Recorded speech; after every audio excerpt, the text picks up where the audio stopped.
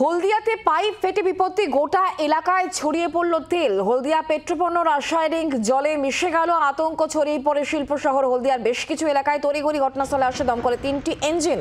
হলদিয়া refinery হলদিয়া বারোয়নি তেলের pipeline ফেটে রাসায়নিক তেল নষ্ট হয়েছে। কয়েক হাজার লিটার তেল বেরিয়ে গোটা এলাকায় ছড়িয়ে পড়ে।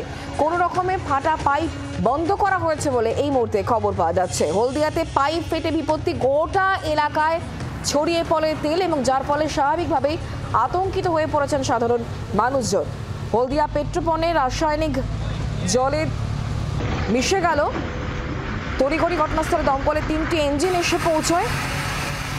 তেলের পাইপলাইন ফেটে রাসায়নিক তেল নষ্ট হয়েছে, কয়েক হাজার লিটার তেল বেরিয়ে গিয়েছে। গোটা এলাকায় তা ছড়িয়ে পড়েছে। স্বাভাবিকভাবে আতঙ্কিত হয়ে পড়েন সাধারণ মানুষজন। কোনো রকমে ফাটা পাইপ বন্ধ করা গিয়েছে বলেই এই মুহূর্তে খবর পাওয়া যাচ্ছে। ঠিক কি পরিস্থিতি এই মুহূর্তে, কি বলা হচ্ছে আমরা জানবো, কথা বলবো। কিরণ মান্না আমাদের সঙ্গে রয়েছেন প্রতিনিধি টেলিফোন লাইনে। কিরণ, কি পরিস্থিতি? কয়েক হাজার লিটার তেল বেরিয়ে পড়েছে, সাধারণ মানুষ তো আতঙ্কিত।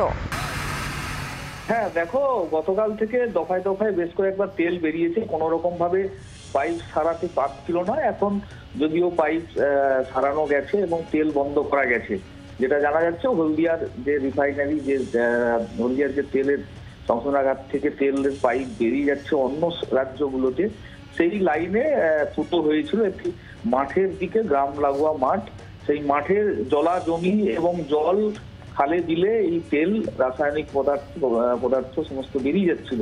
সেই বেরিয়ে যাওয়ার সময় আতঙ্ক ছড়িয়েছিল খানিকটা, যেহেতু তৈলাক্ত বিষয় এবং এই আগুন লাগলে কোনো কিছু দুর্ঘটনা ঘটতে পারে। যে কারণে দমকলের তরফে 3টি ইঞ্জিন ঘটনাস্থলে পৌঁছে পরিস্থিতি সামাল দেওয়ার চেষ্টা চালায় এবং নিয়ন্ত্রণে আনে। পাশাপাশি কোম্পানির তরফে, সংস্থার তরফ থেকে পাইপ সারানোর ব্যবস্থা তড়িঘড়ি প্রচুর লোক লাগানো হয় এবং পরবর্তীতে তো পাইপ এখন সারানো গেছে এবং আরো পাইপ ফাটল আছে কিনা তাও খতিয়ে দেখা চলছে। ধন্যবাদ কিরণ। বাংলার আওয়াজ, বাঙালির আবেগ, জি 24 ঘন্টা।